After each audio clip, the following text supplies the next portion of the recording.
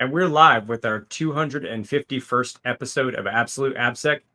I'm Ken Johnson at CK Tricky on Twitter, joined by my co-host Seth Law at Seth Law on, I said Twitter, I meant social media. Seth, say hi. Hey everyone, welcome back to another episode. Ken and I are happy to be back as always. We've got a few things to talk about this week. First up, though, I am wearing one of our new available merch hoodies. If you go to absoluteappsec.com or merch.absoluteappsec.com, appsec.com, you too can look as as dapper as I do, filled out in a Absolute AppSec hoodie. Or there's other things. We actually have some other Crocs and socks. Merchandise that's going to be listed here within the next couple of days as well. Outside of the fact that I saw another listener actually had one of the mugs. So there's all sorts of stuff that's available. Go check it out and support the podcast. Shout out to Ron. Yep. Shout out to Ron for, purchasing a mug. Sweet. Outside of that, from an announcements perspective, Ken and I will be at DEF CON. We're doing the happy hour there. The forum, I know we keep teasing it out, is not up quite yet, but it will be limited in number as far as how many people will be able to attend. So if you are interested, please reach out to us. We've already had a couple of people. We're letting them know when it will be. It's going to be Friday evening at either 8 or 9 o'clock. But details will be forthcoming pretty soon. Where it is limited in number, we're going to ask the people to RSVP and be there, right? Like it's going to be a fun event. Very, very, very excited about this one. This is a very special deal that we're doing. We're seconds away from this thing being locked down.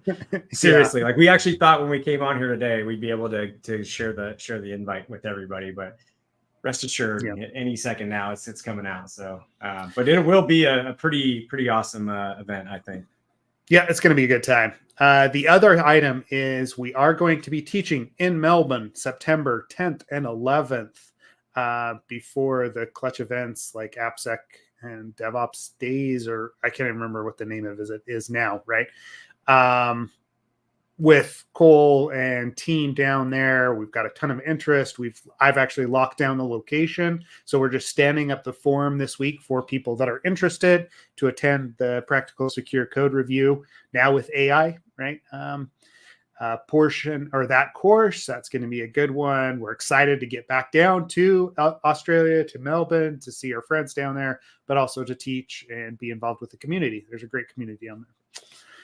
So that link will be on absoluteappsec.com, probably also within the next day or two, right? Once we get the forum set up, that's all we're waiting on there. So, let me think. What else? Ken, anything else on your mind? Oh, summer series. I will be in Virginia this week at Walmart Labs as part of Cloud Security Partners Summer Series event. I'll be on one of the panels, but excited to see people there this week as well. The irony that it's at Walmart Labs. I know. Maybe we could do some code review while we're there, Ken, right? Exactly. For those who don't know, that's where Seth and I started working together for the first time, was on a joint 4-person, I think, code review for them. So this is so long ago, it doesn't even matter at this point. Code review. Yes. Yeah. Code review. Code review. Yeah. I'm excited you're going to be here. Obviously I'll be out there working the booth for Dry Run. I do have some exciting news regarding Black Hat. I will be there and Dry Run, but I just can't say it publicly yet. Give me a week and I'll be able to talk about it. But this is incredibly exciting. Just a lot of good things going on right now. So we're gonna have a good month. In a month we're gonna have a good time. So good time. Yep. Sweet. Otherwise, let me see. We will be at Diana Initiative. That's on, or I will be. I'm not sure if you're going to make it out for that one because it is early week. That's August 5th in Black Hat. You will or you won't? I won't. I get in on 6th. Okay. Yeah, that's what I thought. I'm gonna get down there on the 5th just so I can go to some of Diana Initiative. We are one of the sponsors for that event. If you're going to be in town for that, consider it. That's a good one. Yeah, I think that's everything, Ken. Where do you want to start as far as articles or current state of the industry? What have you for today? Let's ease into it. Let's start with that Observatory Okay. website. Let's start easy and then work our way up into a frenzy. No, I'm joking. Yeah. And this came out. Yeah, get into the rest of it. This came out about a week ago. I'll post up there. Mozilla has announced that they are. Let's see. I'm going to drop it into general as well. Oh, you already. I got it. Don't worry. Yeah. Okay. All right. So Mozilla has announced this, like their Mozilla Developer Network HTTP Observatory. Right. I'm going to share out my screen really quick so we can talk through it. Now, my initial. Okay, so there's a lot going on here, right? And from a history perspective, there's always been, and we're going to get further into this later in the podcast, but there's always been these companies that have claimed that they can do basically security risk analysis based on what your site looks like. There's a whole bunch of these. I don't even know security scorecard, risk recon, other places that'll do like organizational analysis of, how secure an organization is based on the public profile that they present. MDM, Mozilla Developer Network, has always scanned the internet looking at different things specifically to help improve Mozilla and the browser engine behind the scenes. But it looks like, in 2016, they came up with this Observatory tool, a security engineer did, that actually scans and is looking at headers and other things. And they've now made it available for other people to use. So you think of something like Qualys. Is it Qualys? Yeah, the SSL scan So the stuff that's just like, here's a quick analysis of what's going on with your site and some gotchas that may or may not have a security implication depending on what your site actually is, right? And you can scan through here like, okay, so they've moved this HTTP Observatory. It was a private thing. It's now publicly available. What does it test? Looks at a few things, right? Secure cookie configurations. Okay. Yeah. So we're looking at HTTP only, secure, whatever it is, right? Like there's a few things there. Cores, strict transport security, redirection behavior, referrer policy, sub-resource integrity, right? X content types. It's kind of a short list. And honestly, this is, from my perspective as a consultant, this is what I consider to be kind of low-hanging fruit, right? This is stuff we report on tests when we see misconfigurations, when we see CSPs that are out of date, that aren't possibly, that aren't there. I mean, we do it from a prioritization perspective. This isn't a wide swath, but and from a context perspective, right? So if you've got like a public site that is a marketing site, guess what? We probably don't care as much about some of the STS and CSPs because like there's nothing there outside of somebody's actually viewing marketing material, right? As opposed to the actual site where you've got sensitive data and sensitive functionality that's going on. This can become a bigger issue. But this is a good, like I always appreciate it when Mozilla and other large organizations like this expose what they're using and actually allow us to use it, right? SSL scan is an easy way to actually test your TLS configurations. This is an easy way to make sure that your headers are up to date, especially on publicly available sites. There's going to be a lot of sites that fail this because of the nature of the internet as it is. But it's not necessarily a bad thing. I mean, Ken, what is your take on MDN actually doing this and introducing this tool? Yeah, it's a positive impact for sure, and I mean, yes, it's a positive impact. Which, so yes, all good stuff. I'm like very, very happy that there's another tool. However, of course, like can't always be just positive, right?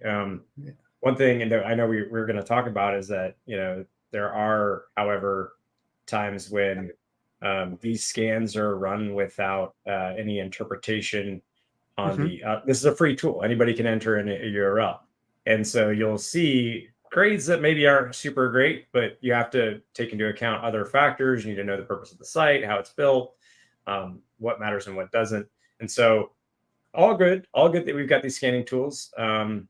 Just, there are times where, like I said, since anybody can run it and it's really easy, those results get, taken as is, and then just, you can run with it depending on who you are. So I'll leave it at that because I know we're gonna Yeah. drop into Well, it and here. But I yeah, and I do appreciate, right, like them in introducing it, like they do talk through, hey, guess what? Just because you get an A+ grade here doesn't mean you've actually been tested.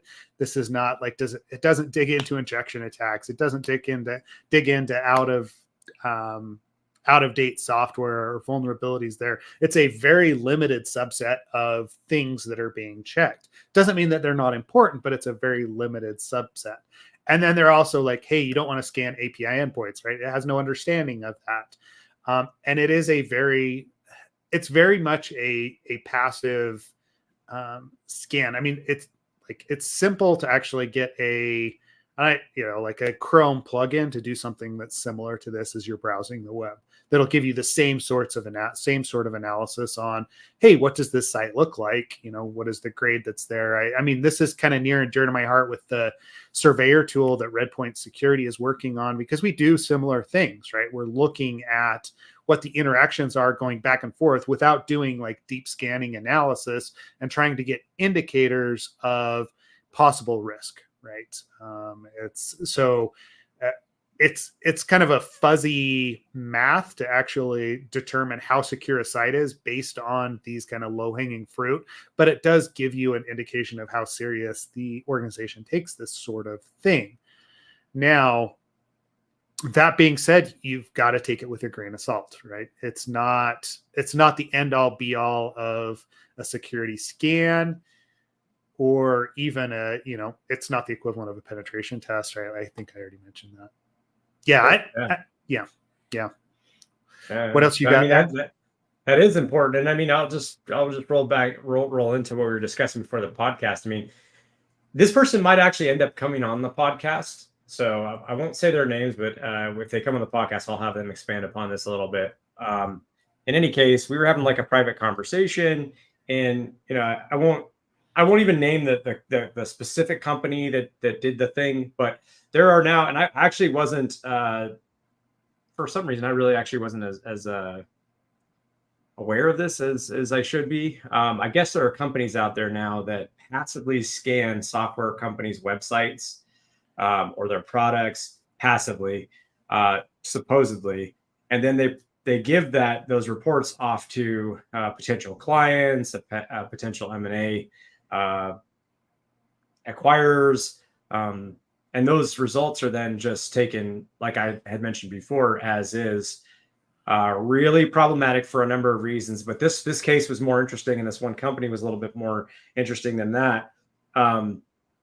So this company the company that was scanned has customers, a lot of different customer types of categories, and one of those categories is government customers, right? So their government customers, essentially this scanning company started scanning government customers. On top of that, they claim again, oh, it's just passive scans, et cetera, et cetera. They actually attempted to log in to the site. They have proof of that, and the company's, pretty damning evidence. They're just lying, saying that they only do passive scans. And there could have been, I don't know, man. You know how that goes with tools. They could actually believe that, but there could be some like nuanced bug that made it look like it's or made it attempt to log. I don't know. I'm going to give the benefit of doubt, kind of.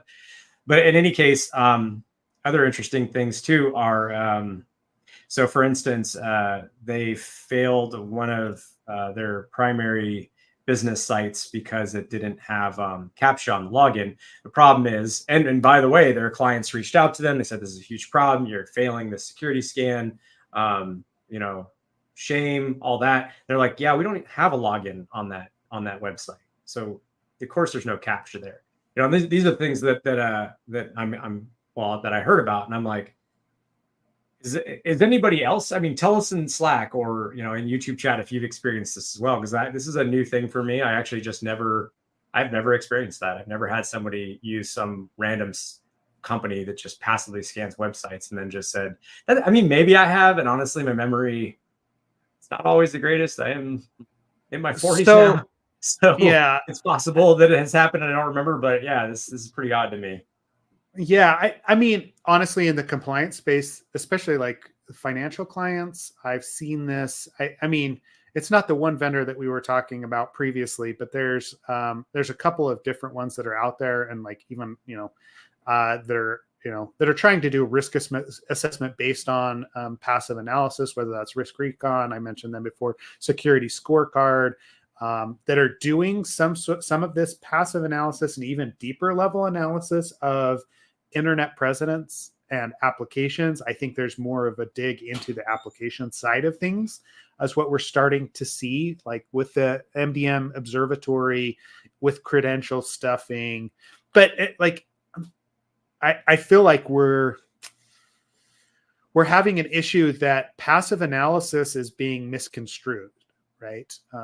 The second that you start to submit, to perform credential stuffing or send invalid data or test data to an application, a web application, you have crossed that line on what is actually passive analysis, because you're interacting at that point with the site, you're generating traffic, you are also, causing functionality to be instigated. That is not passive analysis, right? I don't want to give companies that claim to do passive analysis and then tell you that they're trying to log in, free reign to go with that, because it's just not the case. And I know I'm going off on a tangent here, Ken. So let's look going back off on a tangent. I don't think it's cool, man. I think it's problematic, and it leads to a lot of wasted time. I mean, let me go to Slack, because I think Larry had some comments here. He said there are a few companies that come to mind that scan vendors and orgs that vendors may want to sell to, and even insurance companies. Yeah, that's the problem too, is like when you're talking about like money on the line, and it comes down to some shitty scan, and it can be used as a tool to, like, lower value. It could be theoretically. I don't know, but theoretically it could be used to lower valuation. It could be used to block a sale, whatever. But it's not a valuable tool in that way. I don't think so. You need to pay. You need to pay people. You need to pay people to do people work, and not lean on some fly by night passive scanning who just popped up a tool. And But I've had this, and I think I've mentioned this on the podcast before. I've got like clients that I'm working with that are working with, some of their customers and partners, and our customers and partners have in contracts the right to scan, basically. And then they're going out and they're purchasing a DAS scanner or, something else, scanning the application and coming back with results that are very similar to what you're seeing coming out of something like Security Scorecard or, the MDM, and then freaking out because, right, there's a CSP header that's in there on a site that doesn't handle sensitive data, right? Like, or they have like the wrong thing. There's a lot of time that security engineers spend like analyzing things and analyzing vulnerabilities coming in from these third parties when the third party has no context, and are claiming and are inflating risk severities based upon that, right?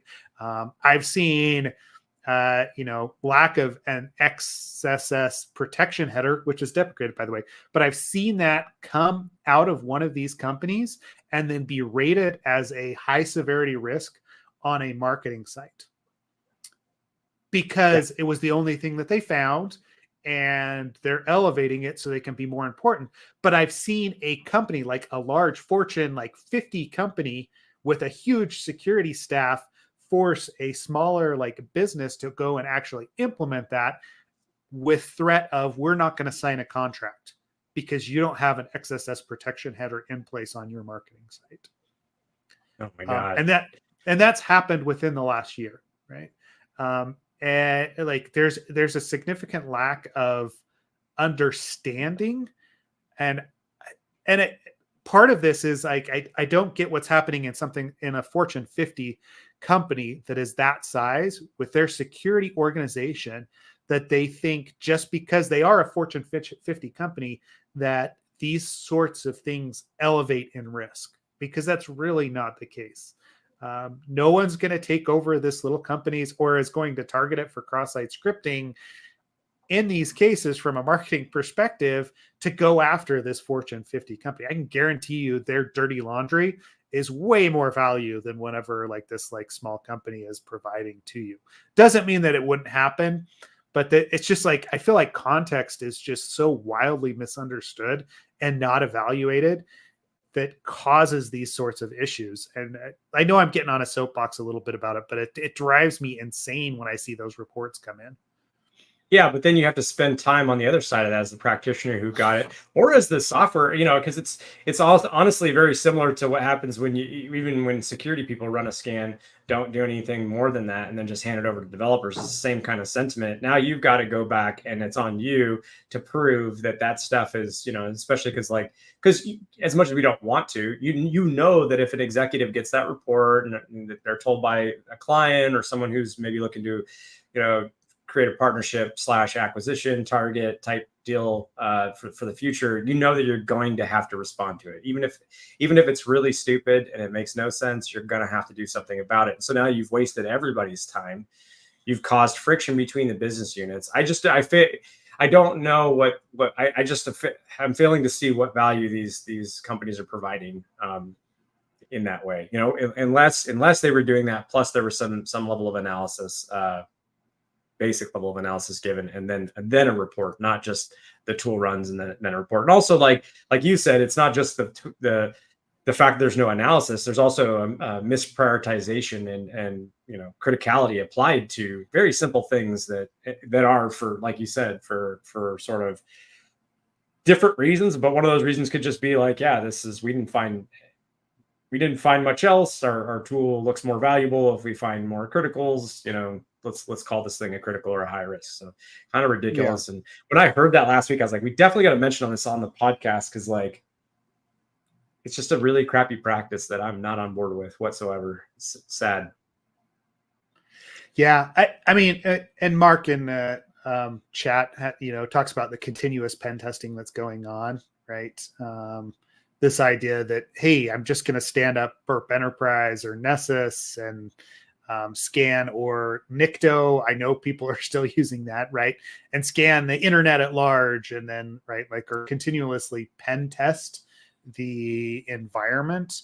I really struggle with how it's being represented to the business units as far as like, hey, guess what? You're not continuously pen testing something. You're iteratively pen testing the same thing over and over, right? I don't know, we continuously muddy the waters with the terms that we're using and what we're trying to sell to people, right? I mean, next up, I know we're going to have like AI, generative AI, continuous pen testing, right? And I don't even know what that's going to mean, right? Or look like, but someone is already marketing that. I could probably Google it. And one of the companies is using generative AI to come up with possible endpoints that they could just continually scan. I don't know, right? Like, it just is, some of it is pushing the envelope, but some of it is spinning our wheels, when we could be smarter about how we analyze things, how we prioritize, how we represent ourselves to the business, instead of just handing over a report like this. Now, part of me understands where it comes from, because I do actually know the founders of the Risk Recon product, like, full transparency. Those guys came out of the financial institutions, and they were looking at a way to speed up compliance checks and, third-party risk, to see if there was an automated way that they could go about analyzing a site to tell you whether or not the organization takes security seriously. instead of just asking questions and asking for like screenshots, which is also like, from a compliance perspective, that's always been a difficult thing to do. Like think about a SOC 2 type 2 audit, right? The amount of evidence that you have to gather.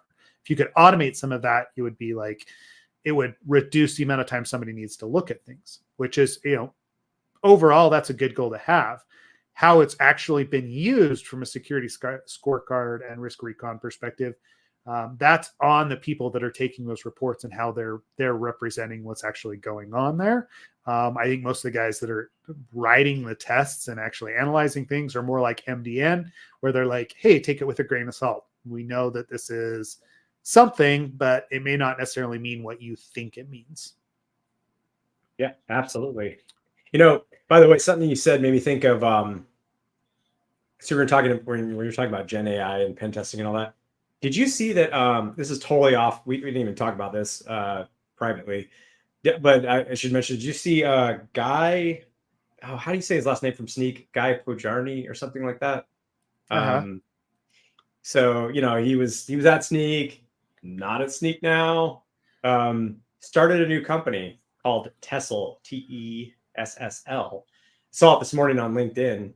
And I don't really, it's very, stealthy, unsure of really what it means, to be honest, in like implementation, but it is interesting. He was talking about building a product for the new way that software will be developed, native AI software development or something like that. So man, I'm really fascinated to hear more about like what's gonna happen there. Let me put the post up because I actually have it somewhere. Let's see. AI native development. That's what you're talking about. I mean securing it, I guess. Here's what I know. Let me do the LinkedIn post. I just thought it was interesting. My new company. There we go. So I put that in YouTube. I'll put it in Absolute AppSec as well. But yeah, basically said, and I'll just read it. Excited to introduce a new company. Tesla, we're reimagining software development for the AI era and helping shape a new software development paradigm we call AI native software development. The AI tools we use for development today are novel and powerful, and we should all invest in embracing them, but they're only the beginning. They optimize dev workflows created before the LLM revolution, bolting on AI at various spots. To tap the true potential of AI-powered dev, we need to rethink these workflows from first principles, assuming AI is built in. This is what we mean by AI native development. So actually, I'm not even sure if this has much to do with security. My passion. So this may not actually even have anything to do with security, but it's an interesting development. Just heard about it today, so I thought I'd share that. I don't know what you said made me think of it. I was like, oh, okay, interesting. Yeah. I mean, there are use cases, right? Like, yeah, like I mean, like we've talked about with AI in the past, right? Like, ways that it can actually do things. We're still in a hype cycle. It'll be interesting to see what talks and what companies are representing AI and how they're using it at DEF CON and Black Hat. Black Hat specifically, because I think there's going to be a whole ton of noise. Yeah. Yeah, and here's some more background reading material. I won't stay on this topic for too long because whatever. But I thought it was just semi-interesting stuff, developments. Given we've all Sneak's a big thing in the industry. Guy was pretty instrumental in that. So cool. So what do you want to talk about next? You want to talk about the article that Stefan shared today?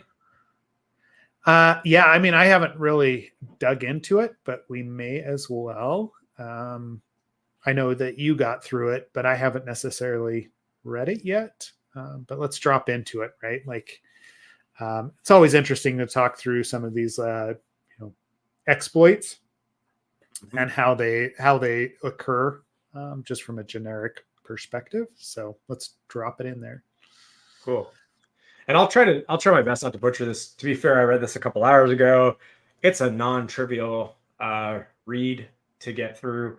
So I'll give the high level sort of overview here. So again, this is Space Raccoon. I don't know. Hold on. I don't know much about Space Raccoon. Eugene Lim, security researcher, Amazon, Zoom. Okay, cool. So we give credit to the right person. Now, this is kind of built off a little bit of previous research, so it's going to involve a few concepts. First of all, we're talking about browser extensions in Chrome. We're going to have we're going to talk about background scripts versus content scripts, and then how to use and then sort of post message and send message and how that all works. So here is what a manifest JSON file looks like for an extension. You declare your content script, right? And what can happen and often does happen is they use wildcards for when it's applicable for this script to be accessible, basically. So things to know about content scripts: there are parts of the DOM that it can access. There are limitations on things like being able to run inline JavaScript. There are restrictions. So it's sandboxed in some ways. So there's restrictions on inline JavaScript. There's some other restrictions that they talk about in here, but there are some things that limit, in theory, the potential for what could go, for what it can access and what it can do, and for how much it can actually see on the page and all of those kinds of things. So what the content scripts tend to do, though, is they get to interact with the DOM, and then they feed whatever they need to off to the background script. But it's not necessarily, like I said, something that, like, for instance, it shouldn't be able to like run inline JavaScript, grab cookies, grab whatever, and then like shovel that off to the background script. There should be some protections there, and there should be some isolation. So a lot of this first part is just kind of explaining those bits. But what you can do is you can always have a event listening type of, or you can add an event listener, and the background script can basically listen for whatever messages you want to send it. One example they talk about is actually grabbing the version of some kind of, I think it's down here. Yeah, so checking for an installed version and getting an installed version, and then sending that data back to the background script, so it can, it knows whatever version it needs to know about what's running, or whatever it needs to know about what's running. It gets that version information. All right, so if nobody has ever dealt with post, the last time I dealt with post message was for sending back and forth important things via iframes. It's a little fuzzy on why we used post message, because that was a few years ago at GitHub. I want to say it was something about not wanting to share session, like having multiple subdomains and not wanting to share sessions amongst them and keep those sessions scoped and isolated. And so the solution, I believe, was to iframe the secondary site and then send post messages with the relevant authentication bits along with whatever data that needs to be sent. And one important part about that is with post message, you always want to make sure that on both the sender and receiver side, you're saying, I'm only going to send to this place, and on the receiver side, you're validating that you actually it's coming from the place that you want. And they show that a little bit down here, where there's like this event.source check. So this event.source is saying, like, if it's not from this specific window, don't process, via the listener or anything that's happening. So that's kind of the high level. Send message can send things back, right? So send message, I want to say that's from the... Isn't that from the frame back up? Yes, it should be from the back. Yeah, going back the other way. Yes. So, and apologies, because like I said, I'm a little fuzzy on some of this. So one example, or not fuzzy, but it's been a couple hours and I forget stuff quickly. So in any case, here's an example of, all right, so let's break this down. I'm gonna go, where do I go next here? All right, so here, I guess this visual kind of breaks it down. So what we're trying to do here is basically access in this scenario that they're going to show. They want to show, this is all via the web, right? And we're going to get into the native bit here in a second, but via the web, the idea is that I want to access, I want to be able to export some cookies. So let's say I have an extension that allows me to send back a certain list of cookies for a certain site, which I think I did show somewhere, right? All right, so let's say this extension has permissions to access cookies, and it can do this for, XYZ sites. So the background script can accept a message, and then in this case, what we're doing is we're basically just saying, like, let's add a listener, and we're going to add a listener on, say, like an HTML element on the page, a DOM element on the page. So when that thing gets clicked, the idea is that our content script would then send a message to the background script, and we basically get back all of the cookies that this thing's allowed to send back data for that it has, and it does that using that send message. So and there's a few nuances here that we have to be aware of, right? Like, again, I feel like I'm not doing it justice. Let me go back up here, because there's a couple nuances that are very, very important. So I'm going to start a little bit up the top. And excuse me for bouncing around here. This, again, is not a trivial read. All right, so going back. Right, so these there's a default content security policy, and this is what I was talking about with the like isolated world and the default content security policy that does not allow inline JavaScript execution for the content scripts. To do anything more complex than just interacting with the DOM, then the script must pass messages to its extension background service, which we can do things, right? That's the thing that can do things, is this background script. So now I think if I had to summarize this, what I'm understanding is that what becomes a problem is when there's a content script on the page that is accessible, via like any website, and you have the ability to then say, okay, well, my website wants to then add some kind of, like I said, listener that's going to go to your background. Like, I'm allowed to interact with your background service because you wildcarded any HTTP or HTTPS site into, your content script.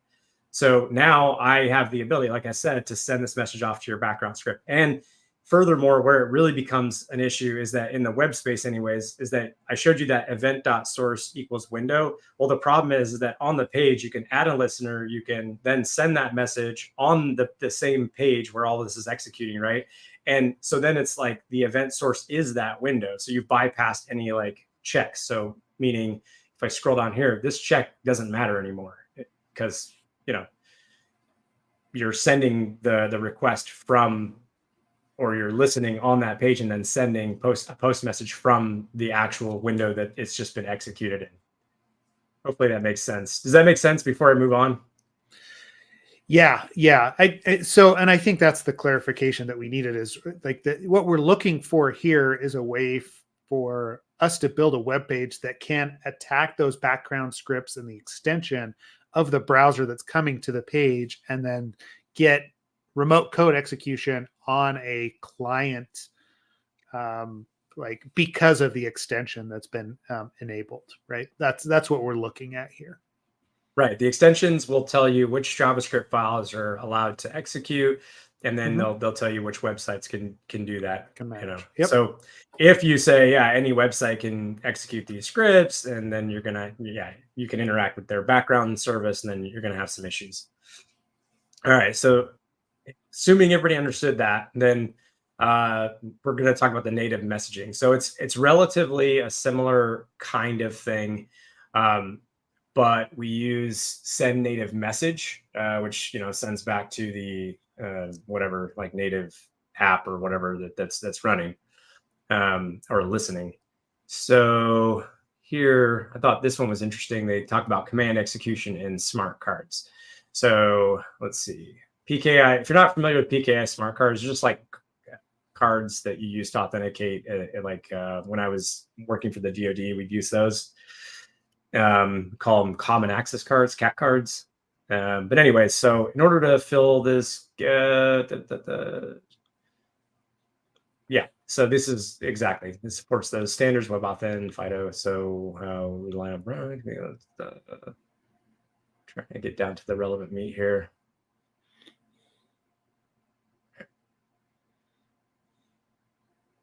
Okay, so here's where the background script passes a message directly to the native application. So to fill out this chain. The content, a content script sends a message off to the background script. The background script can now send that same or forward on a message to the native client. So here we see it creates a post request or post message with the request, passes it along, and now it becomes on the native application to handle that request correctly. So let's see, from there, one can enter the message parsing code, parses the standard in and JSON object, blah, blah, blah. So we've got traversal here, it looks like. So we're passing in a message, and then let's see, PKS lib. So that PKS lib comes from the JSON message and is concatenated as a string here onto the system, and then we do a file check, we just check if the file actually exists, and then we actually return that certificate. So that leads to some traversal. So this is just one example of where things could go wrong. So to finish off sort of what they're saying here is that there's a content security policy, or I said content security, there's a content script rather that can then maliciously send content to a background receiver, which then could forward on data to a native client that then that native client could potentially be handling that data improperly. And this would be essentially extending this web chain attack into the native client. Wow, that is a lot of stuff. There was a lot to go through here. There is. I hope I did this article justice. It's so much to grok. It is. I mean, and they've targeted a couple of extensions that I have, like native clients that exist there. I mean, there's other things that you could start to do depending on what the extension actually has access to. It was interesting that they went to like Chrome's data store or whatever extension store and started to search for, okay, show me all of the scripts or show me all of the extensions that will match any site. Those are the ones that we can start targeting. It is a little bit of a watering hole attack because you have to have a user actually visit the page that with this extension installed in order to execute. There's a lot of preconditions here to actually execute, but it is a pretty novel way to, attack a client, right? It's, and take over a system. I mean, we know that people click on links. We know that there are ways to install extensions behind the scenes when people don't notice it, right? Like, let somebody on a Windows machine out on the internet unpatched and like using Chrome, and all of a sudden there's all sorts of crazy extensions installed, mostly ad networks and other things like that. But still, malicious extensions are a thing. I mean, maybe that's something that you could target. So I don't think it's a bad thing to bring up and to talk about, right? Because this is the sort of research that is ongoing. Sorry, go ahead, Ken. No, yeah, I thought of a simpler way to summarize this. So imagine you have two extensions. One extension has a content script that is malicious. It runs on every website you visit because of this wildcard. There's a innocent, we'll say, or victim extension that runs the same thing, has content scripts, has a background service. But in this case, because you're running on every website, you add it, like, let's say, an event handler. I think they even have a code example of that somewhere here. Yeah, add listener. And so then what you would do is someone clicks on something, you execute your code, you send a post message to that background receiver. Now that background receiver should say, hey, I'm checking the event source. That should be okay. Because it should only come from these places. Event source equals window. It should be coming from this page only. But in this case, the other malicious content script is on that page executing. So it's sending a message to your background receiver, which is unaware that that's even happening. And then depending on how that's actually, or what that's actually doing with the messages, where there will be a vulnerability or won't be a vulnerability. And then furthermore, extending to the native client, you basically have to look at how the native client, like, is the background receiver going to forward off to the native client? What's it going to forward off? And then how is the native client going to process this? So while it's pretty complex in the chain of, attack there, it's also not unreasonable to think that could be like you said, pretty awesome watering hole attack or something fairly impactful. Yeah. And I mean, honestly, from the developer perspective, if we're trying to protect against something like this, it always comes back to, data validation, right? Like, what is the message that your extension is receiving? What is the trust level there? Are you only checking to make sure it's coming from the current window? It's that disconnect of what a current window is versus, hey, every page is allowed to do this and we're all running within the same context. You just got to check, you got to validate your input as it's coming in, right? So the specific example they've got there for, I can't remember which client it was, Zscaler or something like that. Yeah, if they had just checked that there wasn't like RC or downloading libs, it'd be fine. They just didn't realize that was a possibility in loading that native extension or that native program, right? Yeah. And thanks to Stefan Edwards for sharing it. Brought to you by Carl's Jr. He asked that we say that. No, it's for Idiocracy. It's for Idiocracy, but anyone's seen that movie. But no, thanks, Stefan, for sharing that article. It was really fun. I mean, it's a good read. Yeah, it's an interesting one. Yeah, and I don't know, like, it feels like we're seeing more and more kind of client side attacks, right? Yeah. I don't want to go too far down that rabbit hole as far as like the protections that are available to you there. If you want to talk further about it, though, hit me up, right? That's basically all I'm going to say. Yeah. It's okay. So, Redpoint's a sponsor. You can talk about I know. it. It's okay. I know. It's all right. It's all right. If you're paying for things, you get to talk about that kind of stuff, Seth. Seth has a product called Surveyor. I'm going to talk about it for him because he's being too modest and too good. He's got a product called Surveyor. It looks for malicious client-side JavaScript type stuff. It'll warn you if people are doing bad things and injecting stuff. So you should also talk to Seth about that if it's of interest. So there you go, Seth. I just plugged you for you. Thanks, Ken. I'll be your sales guy, marketer guy. Sweet. Cool.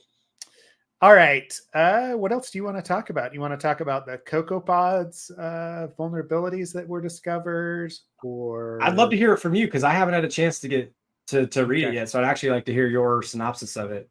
Yeah. So this one is fairly interesting. Let me drop it in both different places. I think I actually put this in Slack previously. Hoodie Pony. Before we move on, though, Hoodie Pony had a good question about whether or not this sort of extension stuff works in Edge, because a lot of Edge's UI is in JavaScript. You might be able to take it even further there. Sorry. So that's going back to the universal code execution. Once you have access to the DOM, speaking as someone who's done a bunch of development on like what you can do from within the DOM, all bets are off, right? Because you are interacting with Edge or with Chrome with the internals there. There's quite a bit that you can expand out to. And if you can break out of some of the same origin policy stuff, which is what they've done here, there's, the sky's basically the limits. Okay.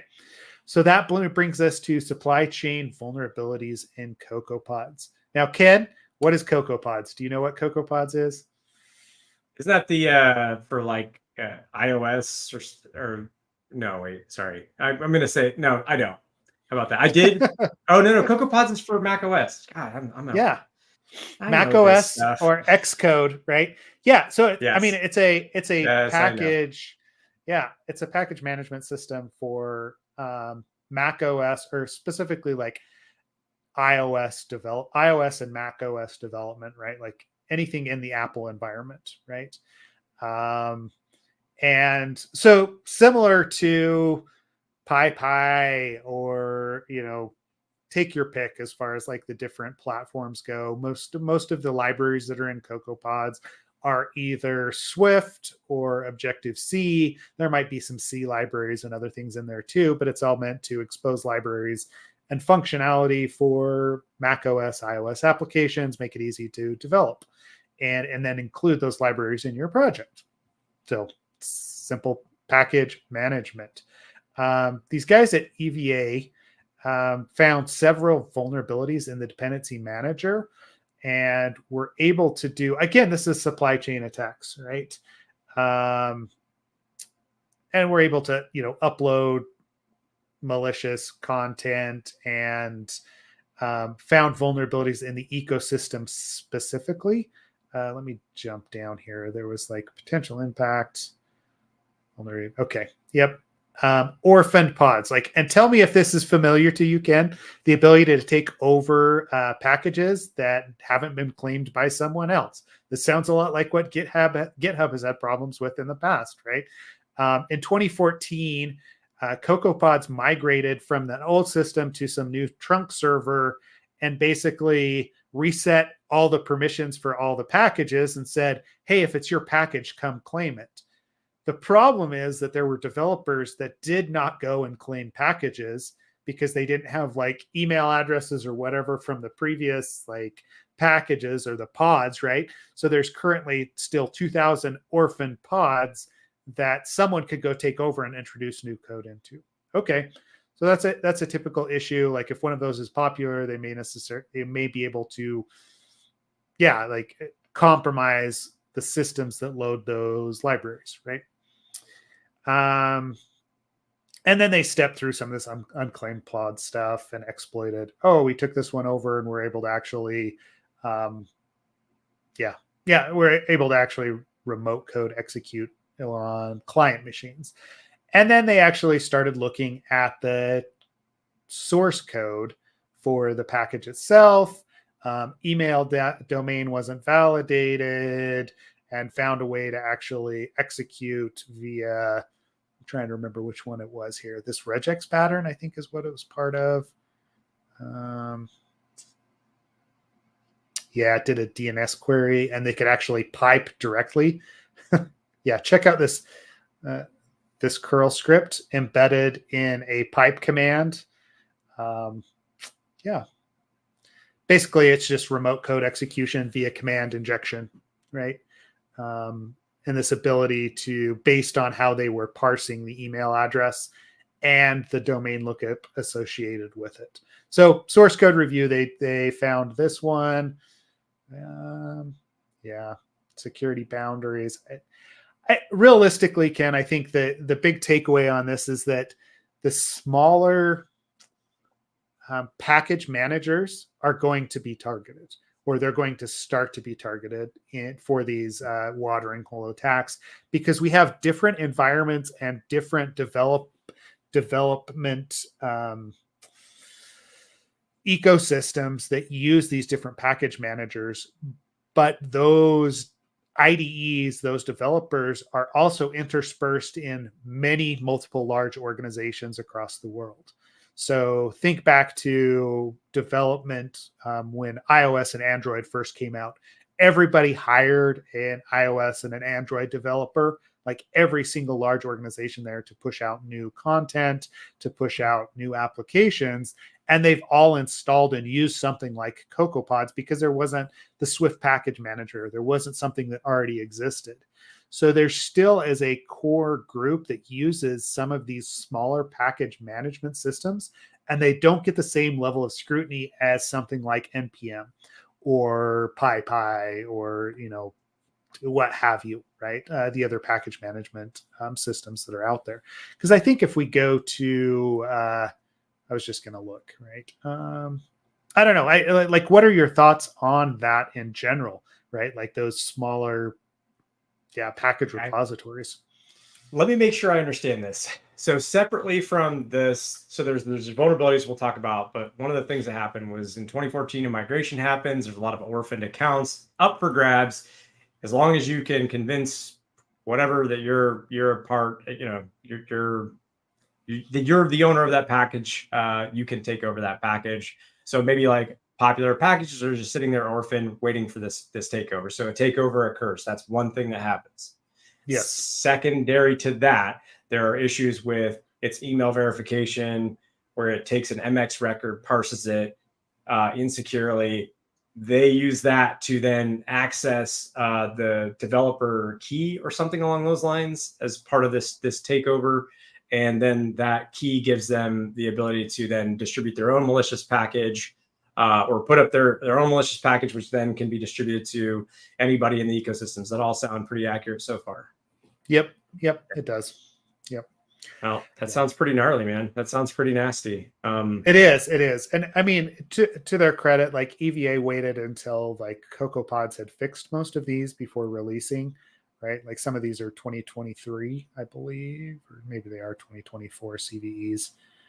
No, they are 2024, but I think they did comment on them. They've been working with the CocoaPods organization for, at least a year to actually solve these issues on the trunk server before they actually released all the research.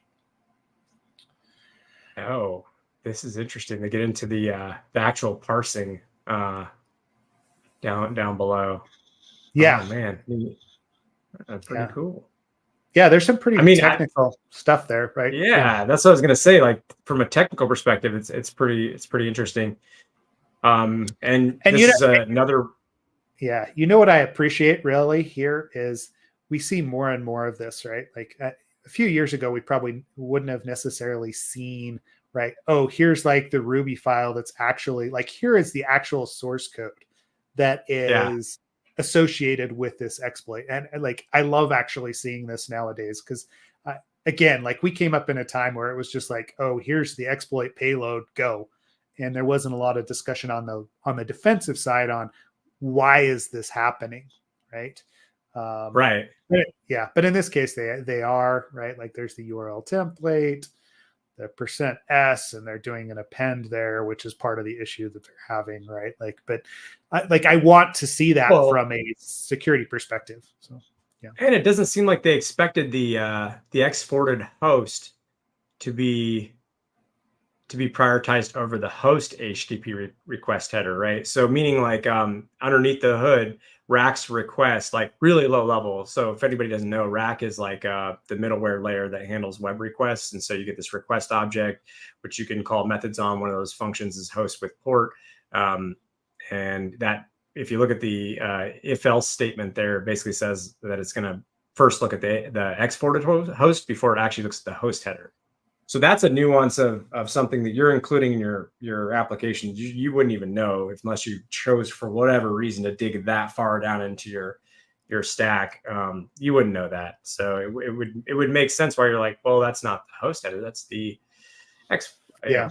exported host header or whatever. But yeah, that's interesting. I think it's cool. I think ultimately though, what it is, these are implementation details that really just. So there are different implementation details around the attack, but the attack is nonetheless still the same. Grab a developer's key, take over a package, put some malicious content in there, and distribute it to the world. And so I think that's what I gather from this is that ecosystem, package managed ecosystems continue to be under attack, or at least continue to present vulnerabilities that show that our software ecosystems brittle and we trust a lot. We have to, and sometimes that's going to burn us pretty bad. By the way, speaking of that, I know it's not something we talked about. I didn't really catch a whole lot of what was going on, but I was talking with Jeremy Long about dependency check and whatnot. And apparently last week, NVD's site went down. I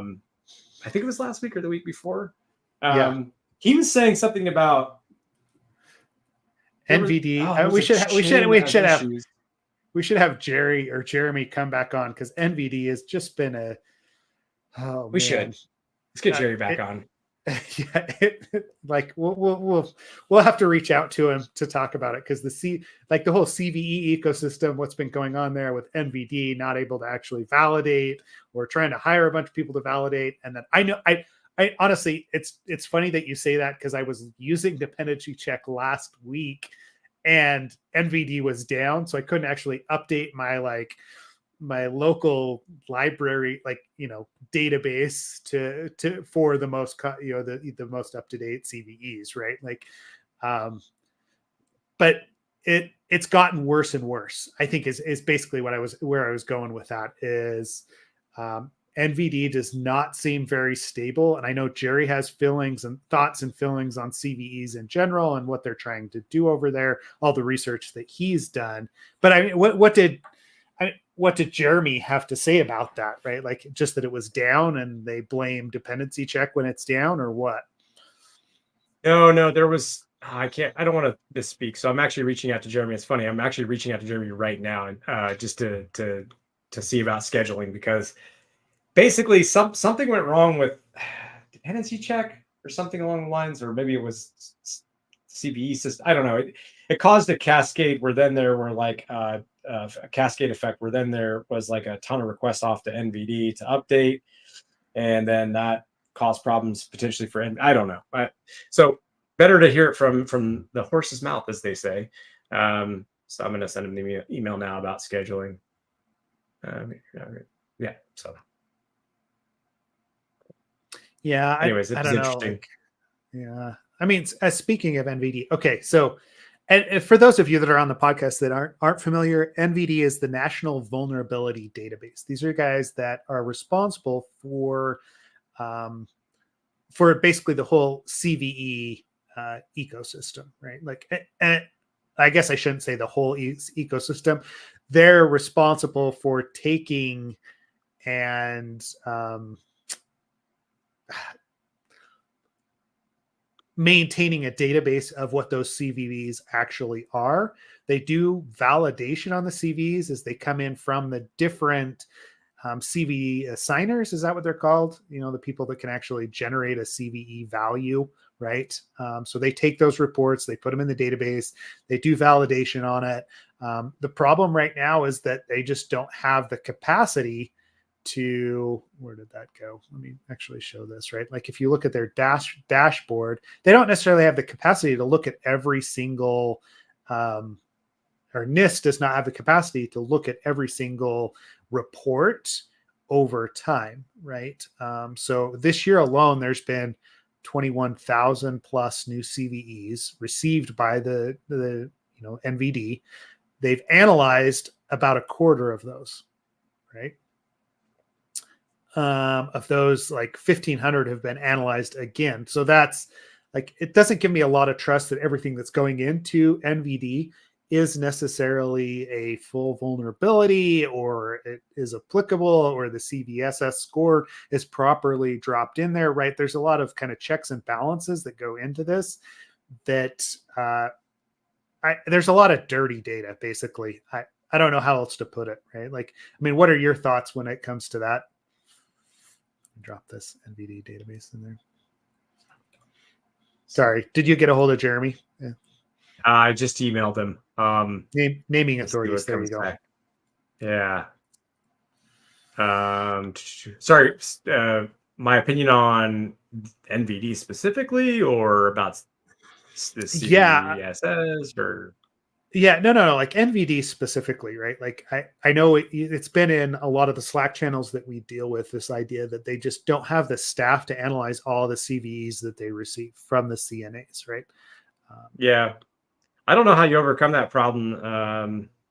Is the short answer. I think it's the same opinion that probably most people have. You know, there's value in CVEs, there's values in maintaining that. What is problematic is bad. I mean, there's bad actors in the space in terms of, you know, submitting CVs that suck and really are infuriating. And I know there was a big article, I don't know, a week or two about a developer on GitHub who just archived the repo and said, like, screw it, I'm not dealing with this. Like, I just basically noped out of the whole, like you are putting a bunch of bullshit into my project. It's causing me, headaches. So boom, archived, not dealing with this anymore.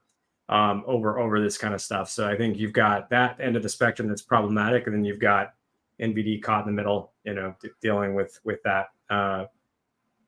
I don't know, if you talk to, when we had the Kyle on from SemGrep, he was saying they do manual They have sort of, I don't know if it's interns or, probably not like super senior people, but maybe super, I don't know. But it sounds like they've got a little team of folks that are validating manually these CVs as they come out themselves for, applicability into their product. Yeah, it's that's what else are you going to do, right? I mean, there are potential solutions we could talk about, but I don't even want to go there now. It's like, I think NVD is in a hard place right now. Yeah, it is. And and honestly, they're getting better. I know they've staffed up some. I'm thinking they're probably going to start to use some of the generative AI to tell them like certain things, or like there's got to be some automation that goes into it. Yeah, I know you didn't, but that's what it's going to come to. It's the same problem that we've had for years in the supply chain space, but now we have it in like the vulnerability space as well. That there's so much data. It's going to take automation. It's going to take some sort of metadata checks, or almost context risk analysis to dig into the items that are real issues, as opposed to ones that can be passed through. I mean, how many years ago that, before NPM acquired like Atom and the Node Security Project, we talked about this. So much data, so many packages going in, you can't possibly look at every one from a manual perspective. It's not possible. And obviously here, that's what we're struggling with as well. I mean, we're only missing 3/4 of the package, or 3/4 of the vulnerability data right now. But over time, it's just going to get worse because those numbers are going to continually climb. Yeah. Yep. Anyway, all doom and gloom today, apparently, right? Is that where we're at? I don't think it's doom and gloom. I think we're fine. We're fine. But I am excited that you're coming to Northern Virginia this week, and we're going to hang out too at my house. So it'd be nice to have you here, and then going to see you Thursday night. And what's cool is, some of the people that we worked with before in town too. So it's going to be like a little reunion bit. So if you are in the Northern Virginia, Washington, D.C., Maryland, heck, technically Pennsylvania is not that far away. You could attend. And but no, Seth will be here. He'll be keynoting. There's going to be a lot of good times to be had on Thursday night. So if you're in the area, come check it out. I don't know if we posted a link. Did we? Summer series. Oh, yeah, I don't think we posted it. So let's drop that in there before we close things out today. Right, it's funny. Yeah, Ken and I get on these, we talk before and we're like, oh, there's only a few things to talk about. And then we never get to everything. So if you have not yet signed up for the newsletter, we will include extra links in there for other stuff that we considered for the podcast today. We did not get to. Small summaries. As always, join Slack. Come see us at the summer series. Come see us at DEF CON. Buy some merch. And otherwise, thanks for joining us today. Thanks for being a part of the podcast. Thanks for being a part of the community. And let us know what else you'd like us to talk about. Thanks, everybody. Thanks. We'll see y'all next week. See y'all next week.